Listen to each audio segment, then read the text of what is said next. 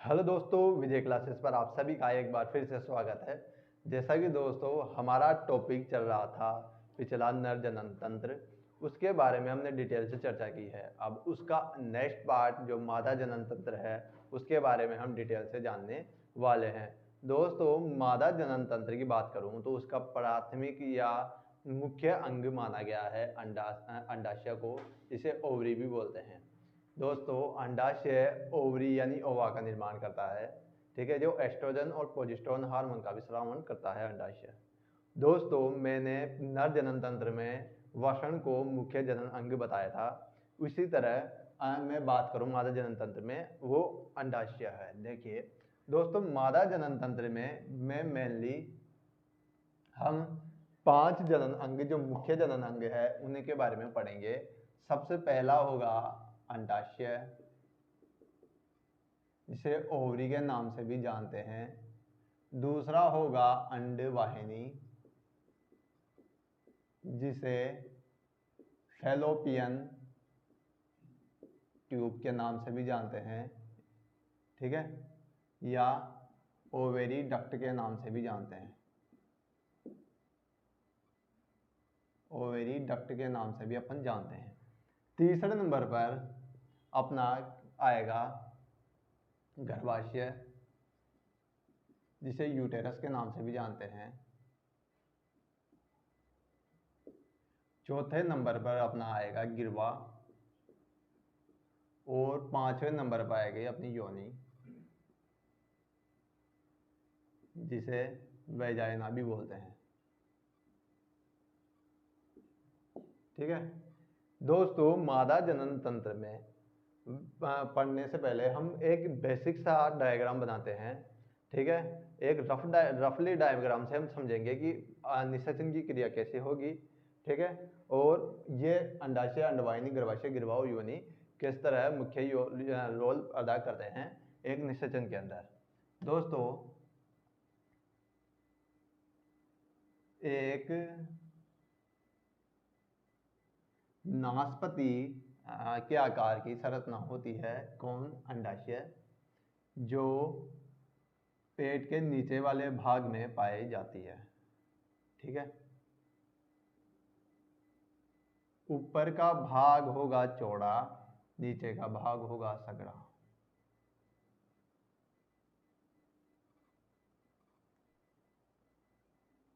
कुछ इस टाइप से।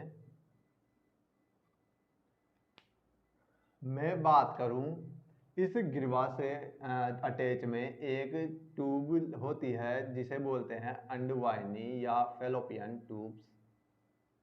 ये लगभग 10 से 12 सेंटीमीटर लंबी होती है।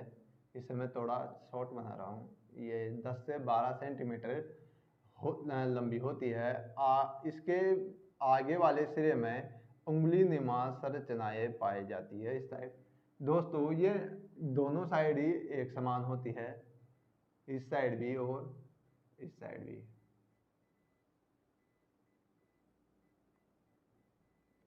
दोनों साइड एक समान संरचनाएं होती है। ये मैं इसे मिटा रहा हूं।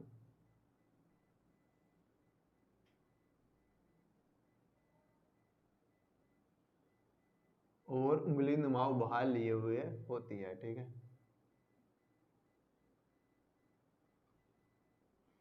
ये गर्भाशय या अंडाशय या ओवरी के अटैच में, ठीक है, सॉरी, गर्भाशय के अटैच में होता है ओवरी, जिसे अंडाशय भी बोलते हैं। ये इस टाइप की संरचना होती है जो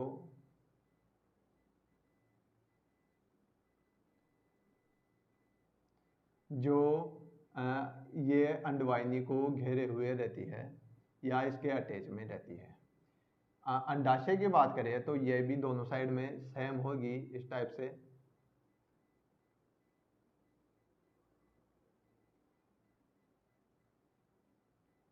इसे मैं थोड़ा पास में बना रहा हूँ इस टाइप से, और इसे थोड़ा अंदर डालते हैं इस टाइप से, ठीक है। तो ये अंडाशय हो गया, ठीक है। ये ओवरी डक्ट हो गए, ठीक है। अब देखिए दोस्तों, अंडाशय मैं अब बात करूंगी अपनी गर्भाशय की। गर्भाशय या यूटेरस की दीवार इस टाइप से मोटी होती है, इस साइड भी दोनों साइड गर्भाशय की दीवार मोटी होती है, ठीक है, जिसे मैं रेड पेन से डिनोट कर रहा हूँ। ये गर्भाशय की दीवार हो गई। ये लचीली होती है, ये रबर टाइप से फैल भी सकती है और सिकुड़ भी सकती है, ठीक है। ये हो गए गर्भाशय का स्तर। ये हो गया अपना गर्भाशय, इसे यूटेरस के नाम से भी जानते हैं। ये हो गई अंडवाहिनी,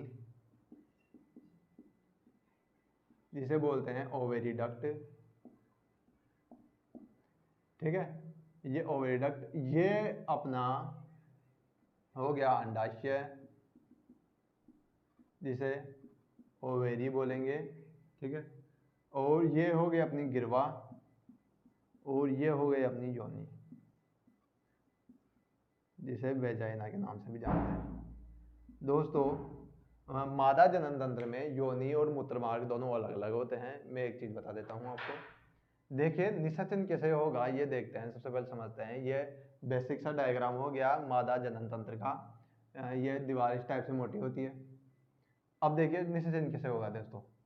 देखिए शुक्राणु प्रवेश करेगा योनि के माध्यम से, गिरवा माध्यम से अपने कहाँ पर, गर्भाशय के अंदर, ठीक है। गर्भाशय के अंदर प्रवेश करने के बाद में ये शुक्राणु गति करता हुआ अंडवाहिनी में प्रवेश करेगा।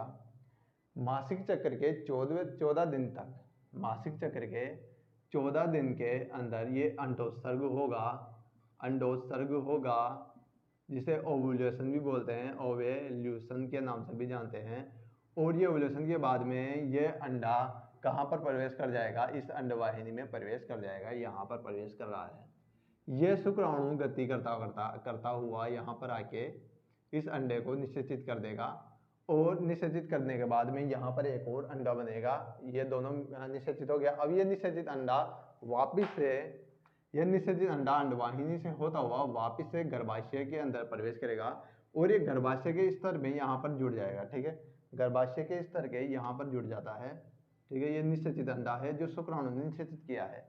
यह निषेचित करने के बाद में यहाँ पर भ्रूण का विकास होता है 9 महीने तक, और यहाँ पर विकास होने के बाद में देखो ये विकास होता है, उस समय मासिक चक्र भी रुक जाता है, तो है ना। सिंपल सी ये चीज ध्यान रखना। देखिए दोस्तों, मासिक चक्र के बारे में बताऊं तो मासिक चक्र होता है महिलाओं में 28 दिन का, ठीक है। मासिक चक्र कितने दिन का होगा, मासिक चक्र होता है 28 दिन का। मासिक चक्र या मेंस्ट्रुएशन सर्कल होता है 28 दिन का एक महिला में, ठीक है। इस 28 दिन के 5, देखो इस 28 दिन के 5 या शुरुआत के 5-6 दिन के अंदर, 5-6 डे के अंदर क्या होता है, एक मेंस्ट्रुएशन फेज आती है, मेंस्ट्रुएशन फेज आती है, या रजवर्ती फेज आती है, ठीक है।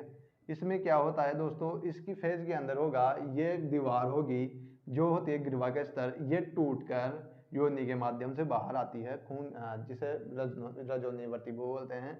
ये 5-6 दिन तक ऐसा चलता रहता है। ये इसके टूटने के बाद में, ये 7-8 दिन बाद में, इसके टूटने के 7-8 दिन के अंदर अंदर ये दीवार वापस से भी रिपेयर हो जाती है, ठीक है। अब देखो ये तो हो गए मासिक चक्र के बाद। 14वें दिन के अंदर, मासिक चक्र के 14वें दिन क्या होगा, ये अंडोत्सर्ग होगा, यानी ओवेरी से अंडा रिलीज होगा, और ये अंडवाहिनी यानी ओवरी डक्ट में आ जाएगा। इस ओवरी डक्ट में यहाँ पर 48 घंटे तक अंडा रहता है। 48 घंटे में अगर अंडे का निषेचन नहीं होता तो ये बाहर चला जाता है, ठीक है। जनन क्षमता एक अंडे में कितनी होती है, 48 होर की होती है। 48 घंटे तक की जनन क्षमता होती है। अगर 48 घंटे में शुक्राणु अगर निषेचित नहीं करता अंडे को, तो अंडे में जनन क्षमता खत्म हो जाती है। अब देखिए यहाँ से शुक्राणु आ गया, यहाँ पर इसे निषेचित कर दिया, ठीक है। तो ये अंडा बाहर जाएगा और यहाँ पर आके रुक जाएगा, ठीक है। कहाँ पर, यहाँ पर गिरवा के अंदर रुक जाएगा। अगर 14 दिन के अंदर निषेचित हो गया अंडा, तो यहाँ पर रुक गया, तो मैस्टुरेशन सर्कल भी रुक जाता है, ठीक है। फिर मैस्टुरेशन सर्कल नहीं आता, ये 28 दिन का सर्कल फेज नहीं आता। अगर अंडा यहाँ पर रहा, निषेचित नहीं हुआ, तो ये वापस रिपीट होता रहता है, ये क्रम चलता रहता है। देखिए 14वें दिन, देखिए बात करते, देखिए रजोनोवर्ती या मासिक चक्र या मैं बोलूँ मैस्चुरेशन फेज के अंदर, मैस्चुरेशन फेज यहाँ पर बढ़िया होगा, मैस्चुरेशन फेज के 14 डे के अंदर अगर कोई शुक्राणु अंडे को निषेचित नहीं करता है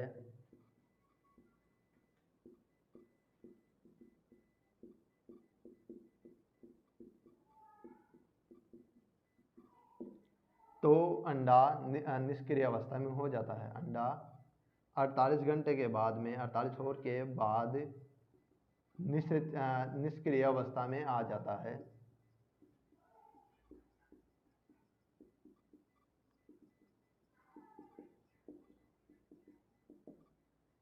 ठीक है, इस तरफ से ये फेज चलती रहती है हर बार लगातार। ठीक है, ये अंडवाहिनी देखिए दोनों साइड है, देखिए अंडोत्सर्ग यहाँ पर हो रहा है, यहाँ पर निषेचन हो रहा है, तो क्वेश्चन ये बनेगा कि निषेचन कहाँ होगा, तो अंडवाहिनी में निषेचन होगा। मैं इसका फैक्ट अभी लिखा दूंगा, पहले मैं समझा रहा हूँ कि किस तरह से होगा, है ना। अगर इस साइड होता है तो ये इस साइड वाली दीवार में आके अटैच होगा, अगर इस साइड हो रहा है तो इस साइड वाली दीवार में आके अटैच होता है, ये हर बार होता है। देखिए जुड़वा बच्चे कैसे होते हैं, यहाँ पर अगर 2 अंडे आ जाते हैं, है ना, और 2 अंडे निषेचित कर देते हैं शुक्राणु।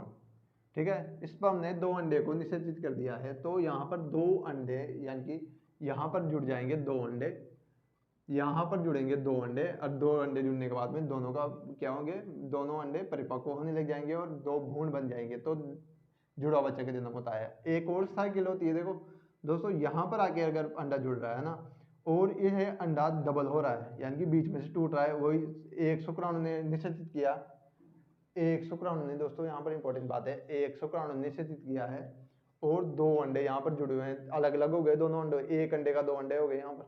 अब 2 अंडे होते हैं ना, तो सिंपल से ट्विंस पैदा होते हैं, वो ट्विंस डीएनए में भी सेम होते हैं, तो वो शकल में भी सेम होते हैं, तो वो शकल वकल सब में सेम होते हैं, तो यहाँ पर 2 अंडे आ रहे हैं तब हो रहे हैं। ठीक है, तो ये थोड़ा सा निषेचन का है। रजोनिवृत्ति मैंने बताई दी 14 दिन की होती है, 28 दिन का सर्कल होता है मासिक चक्र का पूरा। मासिक चक्र के 5-6 दिन में क्या होते हैं, मैस्चुरेशन फेज होती है, इसके अंदर ये पूरा ये स्तर पूरा टूटेगा और ये निकल जाएगा बाहर टूट के। ठीक है, और देखिए फिर 7-8 दिन के अंदर वापस रिपेयर होता है। अगर ये रिपेयर होने के बाद में 14वें दिन, है ना, अंडोत्सर्ग होगा, अंडोत्सर्ग के बाद में यहाँ पर आ जाएगा। अगर निषेचन होता है तो शुक्राणु यहाँ पर आके निषेचित कर देगा किसको, अंडे को, और यहाँ पर जुड़ेगा। अगर यहाँ पर अंडा नहीं जुड़ता तो वापस वही फेज चलती रहती है। अंडे जुड़ने के बाद में दोस्तों क्या होता है, मासिक चक्र रुक जाता है, ये ध्यान रखना। भ्रूण अगर गर्भाशय में स्थापित हो गया, है ना, भ्रूण अगर गर्भाशय में स्थापित हो गया, जिसे भ्रूण रोपण के नाम से भी जानते हैं, भ्रूण रोपण हो चुका, तो फिर रजोनिवृत्ति या मासिक चक्र मैस्टुरेशन फेज नहीं आता है।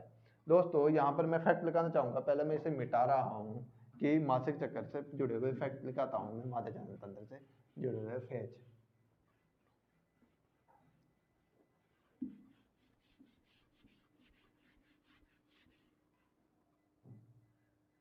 दोस्तों अंडाशय की बात करें सबसे पहले, तो यह तो है ना, अंडाशय क्या हुआ, अंडाशय मादा जनन तंत्र का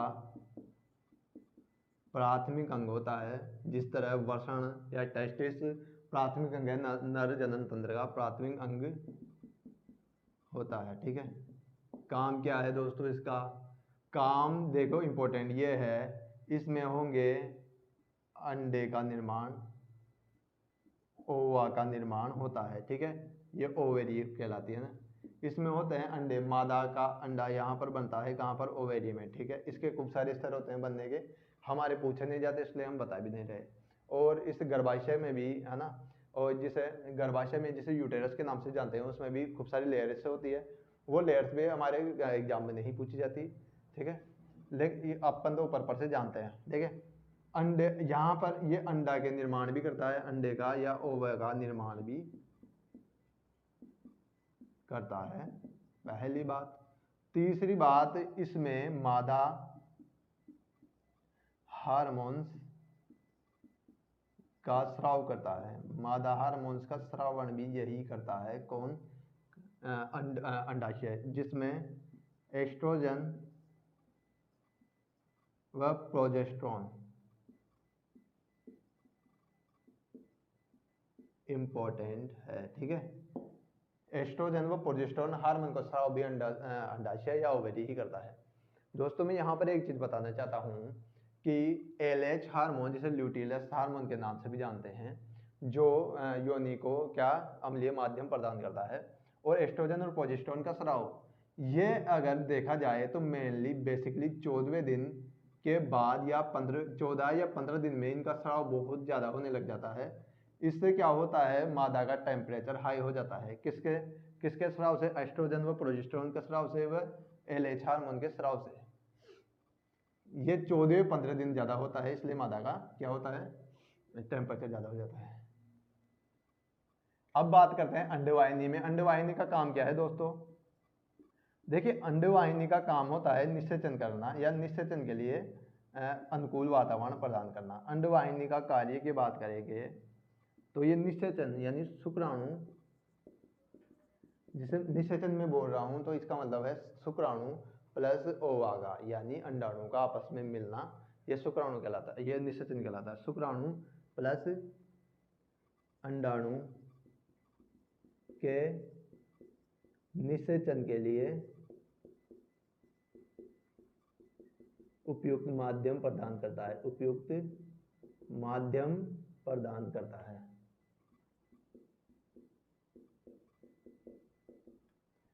पहली बात तो क्या, अंडाणु व शुक्राणु के लिए निषेचन अनुकूल वातावरण प्रदान कर दिया। और शुक्राणु जो अपने कहाँ पर आ रहा है, शुक्राणु इसके माध्यम से ही कहाँ तक आता है, यहाँ तक आता है। कहाँ तक? किसके पास में आता है? अंडाणु के पास में आता है। और एक और चीज, जब निषेचित हो गया जो अंडाणु जो अंडा या ओवा निषेचित हो गया, वो अंडा इसकी यानी अंडवाहिनी के माध्यम से गर्भाशय तक पहुंचता है।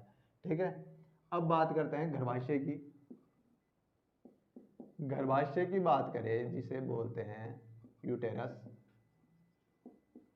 ये यूटेरस का कार्य क्या है दोस्तों? इस यूटेरस का कार्य इंपॉर्टेंट ही है, और यह है कि यह भ्रूण जो निषेचित हो गया, निषेचित अंडे को भ्रूण में बदलता है, भ्रूण में परिपक्वन करता है। भ्रूण का परिपक्वन